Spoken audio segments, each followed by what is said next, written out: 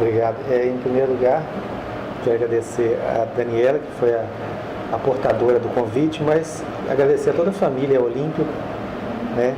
A Nice, que está aqui, as meninas todas, né? A Cíntia, a Andréia, a Rogéria também, aos netos, a Virgínia também, aos netos, ao Clóvis também, a acolhida assim, um hotel 5 estrelas, uma acolhida assim maravilhosa, mais do que a gente merece. E nós estamos já na estrada, né? Já tem uns 60 dias. Nós estamos fazendo uma turnê com o lançamento do livro da Edileila, e a gente trabalha com duas frentes. A primeira frente, que é o carro-chefe, né? Vamos dizer assim, a primeira frente está sendo o lançamento do livro Rasgos na Alma, Ode ao Vale do Rio Doce, que é uma denúncia poética sobre o acontecimento da Mariana, né, que poluiu, contaminou o Rio Doce todo, o rompimento da barragem de rejeitos de mineração. Então, é feito um trabalho de conscientização, de alerta, né, de denúncia mesmo a respeito do que nós seres humanos temos feito com o nosso meio ambiente e principalmente com as nossas águas. Essa é a primeira frente de trabalho que a gente tem buscado junto às comunidades não religiosas, não espíritas. Aí a gente congrega um povo, pessoas de forma heterogênea, né, e ecumênica também. E a segunda frente de trabalho que nós fazemos é a frente mais voltada para a religiosidade. Não necessariamente para uma religião, mas uma religiosidade que é de todos nós, independente de rótulo, mas nós trazemos conosco uma tradição de família, que eu nasci em família espírita. Então é muito forte isso na minha vida, até no meu discurso, para quem convive comigo, fala assim: Vinícius, você é espírita toda hora, porque do que você está falando a gente vê espiritismo no que você está falando. Eu falo, se isso é bom, se eu não sei, se isso ofende alguém, não é minha intenção, mas acontece, é natural já em mim. E aí a gente traz essa forma subjetiva de tratar a religiosidade, e eu propus a Daniela de nós trazermos esse tema da subjetividade do ensino espírita, uma nova época, que nós temos falado tanto numa transição que o planeta está passando, transição social, transição climática, transição mesmo de era cósmica. E não poderia ser diferente o entendimento desse processo todo. Nós recebemos também um upgrade, né? Recebemos uma atualização do que já está posto, sem aqui eu ter a pretensão, nem a tentativa de ousadia de mudar uma vírgula do que está escrito na doutrina espírita. Não é essa a intenção. Porque nós entendemos que existem três formas de observar o espiritismo ou a doutrina espírita. A primeira é a doutrina espírita, a doutrina que é dos espíritos, e aí já começa a subjetividade desse processo. A doutrina é dos espíritos, foram eles que trouxeram as informações de como é a vida pós-morte, ou a vida fora dessa matéria densa, ou numa outra dimensão mesmo da vida. Então ela está posta, ela é imutável, porque poderíamos dizer que essa é a verdade universal, que está posta divinamente. Aí ela passou por um processo de codificação, que nós chamamos de espiritismo. Ismo é um estudo, não é isso? Espiritismo, estudo do espírito. E aí foi codificada por Allan Kardec, com a ajuda desses mesmos espíritos, e aí a forma como ele encontrou mais sábia, e eu sou poderíamos dizer, um fã de carteirinha de Kardec, sou um grande admirador do trabalho dele, do brilhantismo desse pesquisador, desse espírito, né, que encarnou, que é um dos componentes da equipe da codificação, só que ele estava aqui para ser o receptor, lá eles estavam para ser os transmissores. E ele codificou de uma certa forma que aí nós, humanos encarnados, começamos a estudar como espiritismo. Mas o espiritismo de Kardec eu entendo que era o seu espiritismo é outro, o seu já é outro.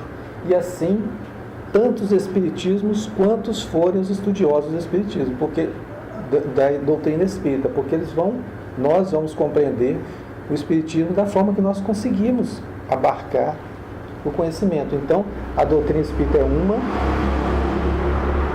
os espiritismos são muitos, são infinitos, e aí entra um outro elemento, que é o movimento espírita, que é o chamado movimento espírita. São as casas espíritas, as organizações, as federativas, fazendo um movimento de agregar e unificar um entendimento. Um entendimento que não é único, né? Ele está codificado de uma certa forma nas obras básicas da doutrina espírita, mas ele não é único. Ele ele passa por interpretações de acordo com o subjetivo das pessoas. E aí a gente busca nisso o que é subjetivo, né? Onde está esse subjetivo das pessoas, mas o que é isso que eu estou querendo dizer? Vamos tentar clarear um pouquinho, esmiuçar um pouquinho esse subjetivo. Vou dar um exemplo aqui. A esposa chega no dia lá do aniversário de casamento, a esposa fala assim: meu bem, você lembra que dia é hoje? Não é assim que acontece? Aí ele fala assim: claro que eu sei, 16 de dezembro. Pois é, dia de quê? Fala assim: dia do nosso aniversário de casamento, nós estamos fazendo 20 anos de casado. Aí tem duas informações aí, uma objetiva, que é o 16 de dezembro, dia do aniversário, e tem uma daquilo que ela quer. Esse é o subjetivo. Eu quero sair para jantar, quero depois dançar, quero ir num lugar legal para a gente conversar, quero ganhar presente, né? Quero receber flores. Então tem todo um subjetivo, mais um subjetivo a partir de um conceito já criado anteriormente, de um conhecimento, de parâmetros de referência. Só que aí ela coloca um outro detalhe, que é assim: mas eu não quero ir naquele restaurante tal do ano passado. Eu falo: restaurante tal do ano passado? Ah, já sei. Aí vem um outro subjetivo. O que aconteceu lá naquele restaurante? Comeram um prato maravilhoso, bem quentinho, tomaram um bom vinho. Aí chegou em casa depois, mais tarde, ela passou um mal. Alguma coisa que ela comeu lá estava deteriorada, ela passou mal.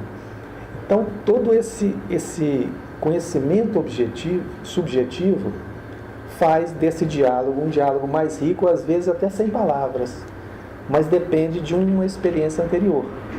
Ou mesmo, se não houver uma experiência anterior, há necessidade de se adquirir uma nova abordagem ou uma nova percepção daquilo que está acontecendo, para que se compreenda com mais amplitude. E aí é onde a gente gostaria de conversar nessa tarde de hoje, sobre se não está já no momento de nós nos permitirmos, nem fazemos, porque aí dá a ideia de levantarmos uma bandeira para empurrar esse movimento, fazer esse movimento espírita, né? Não é essa a proposta. É nós pensarmos possibilidade de começar a enxergar coisas que nós ainda não enxergamos até então, ou pelo menos ampliar nosso campo de visão. E aí a gente traz, por exemplo, nós temos a doutrina espírita, seria a terceira revelação divina no planeta. A primeira seria Moisés, né? Das leis de Deus, né? A segunda revelação das leis de Deus foi feita por Jesus, que trouxe o amor, né? E a terceira revelação seria o Espiritismo, autodenominado o Consolador, prometido lá no Evangelho de João, né? E eu pedirei ao Pai, Ele enviará um outro Consolador, um Espírito de verdade, que ficará com vocês até que se cumpra até o final dos tempos, né? E dirá coisas que vós não poderei dizer, porque vós não podeis suportar no momento. Então, dentro desse contexto todo, nós abraçamos essa doutrina, esses conhecimentos novos, E começamos a tentar compreender isso que estava sendo trazido. E aí, quando a gente volta lá em Moisés, nós percebemos duas camadas. Podemos perceber já com a doutrina espírita, duas camadas dos 10 mandamentos. Que é o seguinte, o que vem lá depois em Levítico, Deuteronômio, isso aí são as leis sociais que Moisés estabeleceu, né? Mas as 10 leis que ele trouxe como leis divinas, vem lá os mandamentos. Não terás outro Deus sobre a terra, né? Nem debaixo dela, não fará ídolos, essas coisas todas. E aí a gente compreendeu, nós cristãos, né, compreendemos, ou mesmo os hebreus compreenderam, que não é para fazer isso. Que Deus estava falando para não fazer ídolos. Mas com esse conhecimento espírita, com o conhecimento agora de uma lei mais transcendente, nós poderíamos decupar isso aí um pouco, tirar uma camada e começarmos a ver isso com os olhos do Espírito. Deus, em metáfora, né? Deus falando para a humanidade: olha, vocês não vão ter outro Deus, nem se tentarem. Nem se tentar fazer imagem para representar Deus, vocês não vão ter, porque Deus é o único. Deus é uma divindade soberana que não vai ser representada. E aí nós, com os nossos olhares materiais, nós pensávamos que ele estava proibindo, né? Ele estava alertando: vocês não vão ter outro Deus. Mesmo que criem religiões para fazer isso, vocês não vão ter outro Deus, o Deus é único. Mas na frente, lá no 5º mandamento, ele fala assim: não matarás, ponto. Depois se cria, né, as penas de morte, essas coisas, tentando matar. E aí, com a compreensão de uma doutrina mais avançada, de uma doutrina mais eterna, do ser eterno, nós poderíamos entender a partir de então a questão do não matarás, nem mesmo se tentar. Você vai matar o corpo, você não vai matar nunca. Não vai matar espírito, o espírito não morre. Mas essa já é uma visão atualizada, nós poderíamos ter uma visão atualizada daquilo que nós olhamos na primeira camada, que era a camada material, apesar de estarmos entendendo como uma camada divina. É uma camada que ainda nós estamos pensando em matéria. Não matarás. Olha, não mata o corpo, não. Não é isso. Pode ser mais do que isso. Não mate o corpo tentando matar, porque você não vai matar o espírito, vai continuar vivo. Então, quer dizer, não matarás de jeito nenhum, nem se quiser. Há pouco tempo eu dizia isso num outro lugar, aí alguém falou assim: então quer dizer que pode tirar a vida do outro? Não é disso que nós estamos falando.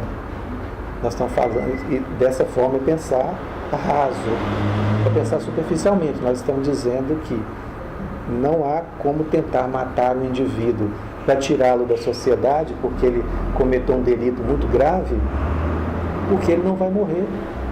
Ele vai continuar invisível ou numa outra dimensão, atuando ainda de alguma forma, ou contra ele mesmo, ou contra a mesma sociedade que o tentou punir.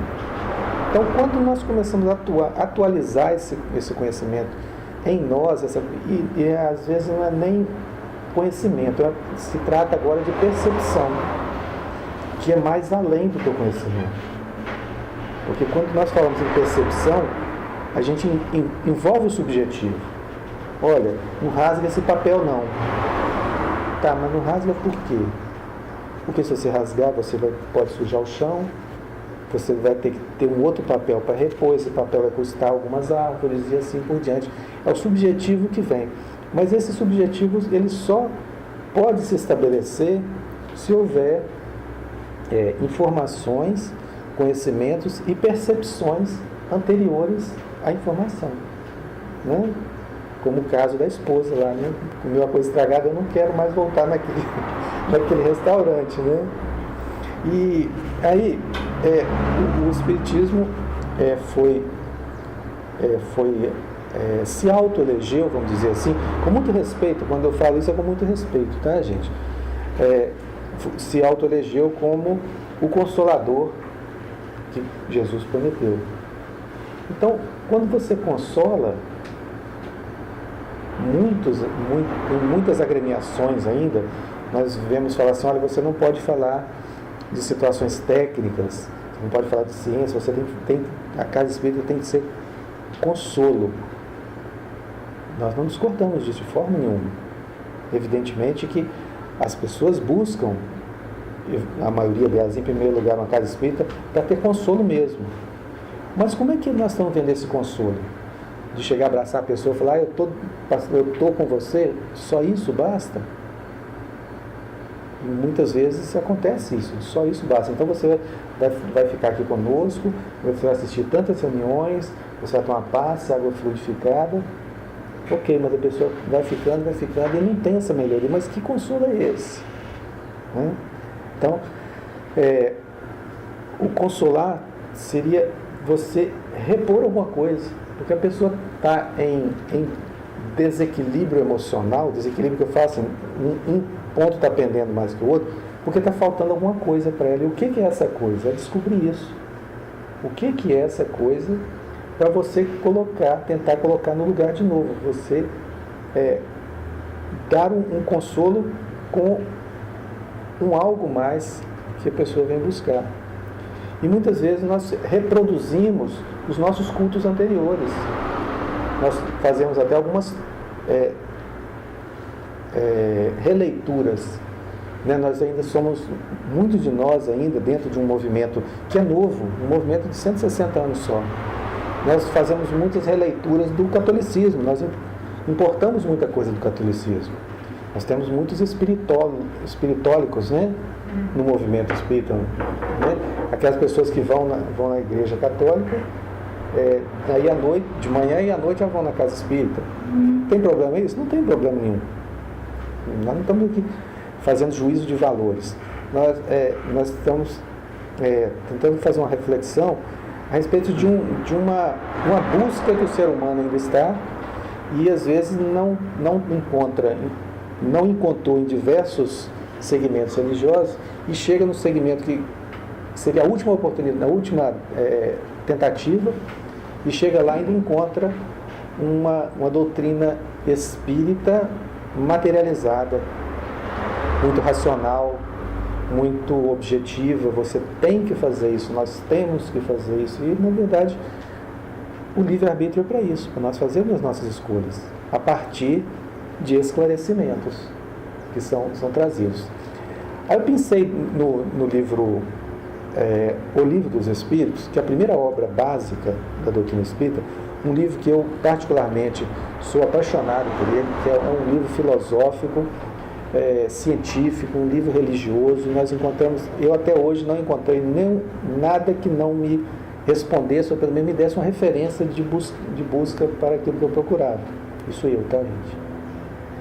Aí eu pensei duas questões, que são perguntas, se alguém não tiver ambientado ainda, são perguntas que Kardec fazia aos espíritos, e um grupo de espíritos respondia a essas questões. Lembrando que nós estávamos numa sociedade do século XIX, numa Europa, numa França do século XIX. Algumas coisas mudaram em relação à sociedade, não querendo dizer que não sejam as mesmas coisas, as mesmas angústias do ser humano, do espírito que estava lá e está aqui hoje. Então eu pensei duas, e coincidentemente os numerais são os mesmos. Eu pensei a número 286 e a 268, só faz uma diferença. E aí eu vou ler para vocês o que elas propõem, para que a gente tenha assim, mais ideia do que seja a proposta da subjetividade. A 286, ela fala sobre todas as duas estão na primeira parte do Livro dos Espíritos. A 286 fala assim: os espíritos, quando desencarnam, eles veem imediatamente os parentes depois de deixar os despojos materiais. Olha o que os espíritos respondem para Kardec. Imediatamente ainda não é o termo próprio. Aí quando a gente pega essa questão aqui, eu paro por aqui na resposta, porque tem dois pontos aqui, dois elementos para se estudarem. E aí, um dos elementos, eu gostaria até, se eu tiver a oportunidade daqui a alguns milênios, de estar num planeta mais atrasado que a Terra, e participar da codificação lá daquele planeta. Eu pedi ao Allan Kardec de lá uma oportunidade para inserir mais um princípio básico na doutrina espírita, além dos 15. Eu pedi licença para incluir o fator tempo, apesar dele estar subjetivamente em alguns outros, mas especificar o fator tempo. Porque quando se observa o fator tempo para o espírito, muda tudo. Muda tudo. Porque o nosso tempo aqui na Terra, ele é ligado ao Sol, não é isso? O nosso sistema solar, todo o nosso tempo, o nosso relógio, o nosso cronômetro está ligado ao Sol. Que o planeta dá um giro em torno do Sol em um ano, dá um giro em torno dele mesmo em um dia, e assim por diante. Aí, se nós tirarmos o espírito que é imortal e é universal daqui e levarmos ele para outra galáxia, acabou esse fator tempo aqui.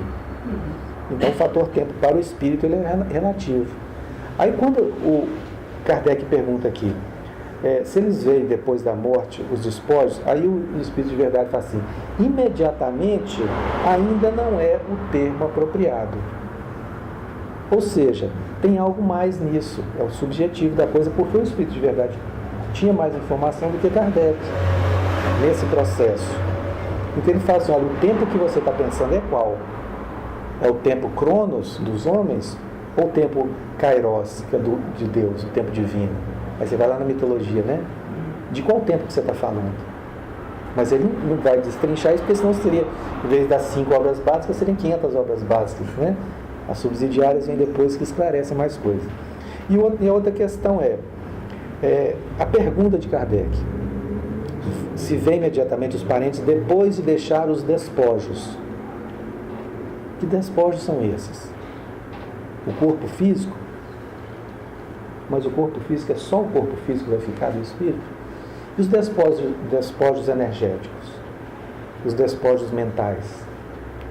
Aí Kardec faz aí o Espírito de Verdade faz toda essa leitura e fala para Kardec, olha, o tempo que você está pensando, o tempo não vai bater não, vai faltar alguma coisa para encaixar nesses despojos, porque o despojo físico pode ser uma coisa de 10 minutos, morreu. Os despojos energéticos podem perdurar anos, décadas, séculos.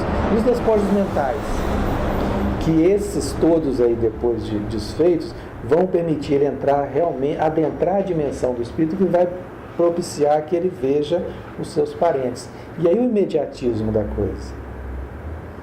Então essas releituras, nem é releitura, essas leituras subjetivas que eu acredito piamente que nós poderíamos já começar a fazer dentro de uma obra que nós não precisamos mudar nenhuma vírgula, até porque não temos capacidade para isso. Nós começarmos a perguntar em cima das perguntas, né? O canal Futura lá, né? O que move o mundo, e a gente já traz o que move o universo, né? Não são as respostas, mas as perguntas. E aí a questão de tempo e dos despojos que ele estava falando. Aí, na questão 268, ele fala assim, Kardec pergunta, até que chegue ao estado de pureza perfeita, tem o espírito que passar constantemente por provas? Aí o Espírito de Verdade responde, sim,